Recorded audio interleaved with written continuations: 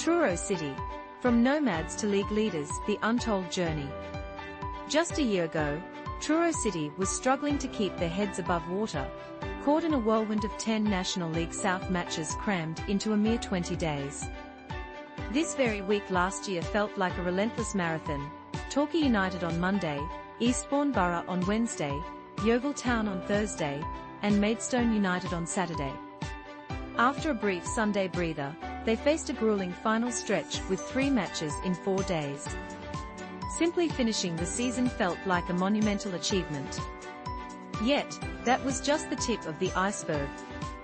The real challenge came in the final 2 months, when Truro had to play their home games at Gloucester City, a staggering 390-mile round trip. This marked the end of a bizarre yet unforgettable 4-year nomadic journey.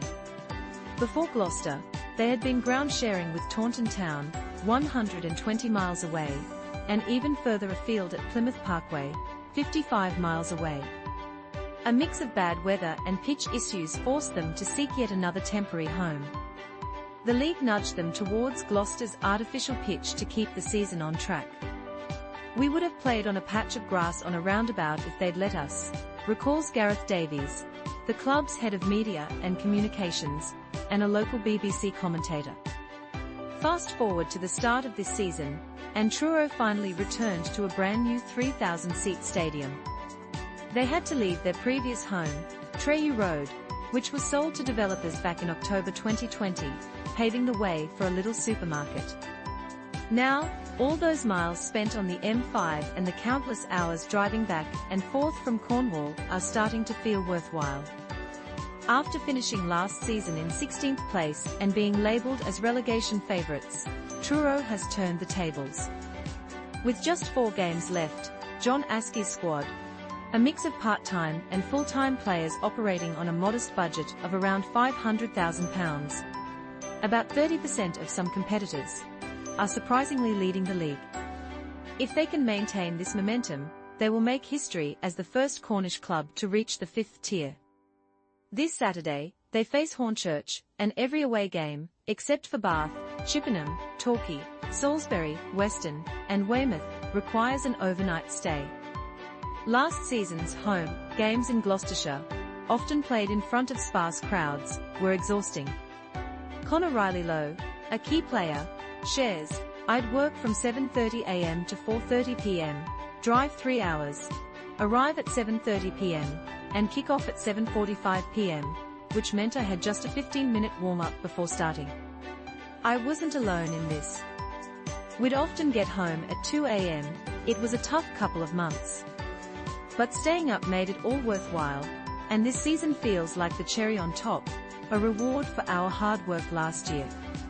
Truro's geographical location poses a challenge for recruitment. Riley Lowe, who came up through Exeter's ranks and is best friends with Aston Villa and England star Ollie Watkins, works as a PE teacher. Tyler Harvey, the team's standout striker, runs a champagne import business with his father.